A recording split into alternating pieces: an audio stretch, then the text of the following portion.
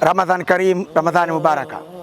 Tunatoa shukrani za dhati kabisa kwa hisani yetu nje. Wito kwa Waislamu wa Tanzania, matajiri, wafanyabiashara, makampuni na mashirika, katika mwezi wa Ramadhani ambao ni mwezi wa kutoa, basi sadaka zao kwanza kipaumbele kiwe kwa maimamu na kwa walimu wa madrasa, kwa sababu hawa ndio walioshikilia hii ibada kwa maamuma wao.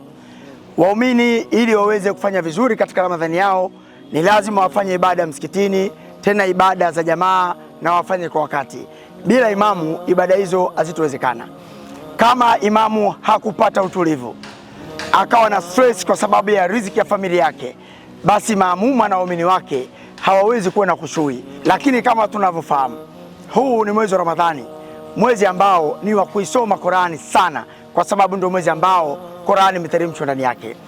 Walimu wa madrasa ndio wenye dhamana kubwa ya kufanikisha darasa za Qur'ani pamoja na mambo mengine. Hakuna ibada ndani ya Uislamu ambayo inafanywa pasina kuwa na elimu, na mtu mwenye kufanya ibada pasina elimu haiwezi kuwa na mafanikio baada yake. Hapo unamaanisha kwamba walimu wa madrasa ndio walioshikilia hizi darasa za hao Waislamu. Ni lazima Waislamu tufanye kila inawezekana walimu wetu wa madrasa waweze kupata futari vile inavyostahili kupata.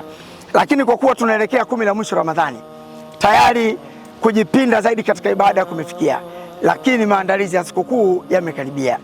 Tunapofanya maandalizi ya sikukuu katika familia zetu, basi tusiache kukumbuka maimamu na familia zao, walimu wa madrasa na familia zao, watoto yatima, wajane na watu wengine. Ibada kubwa kabisa yenye kumfurahisha Mwenyezi Mungu ni ile ibada ya kuingiza furaha katika mioyo ya watu. Hakuna furaha yenye kuhitajika sana kama katika sikukuu ya Idi. Basi Waislamu wajipange kuingiza furaha katika mioyo ya Waislamu ambao watakosa furaha kwa sababu ya kukosa mahitaji. Ramadhan Karim, Ramadhani Mubarak.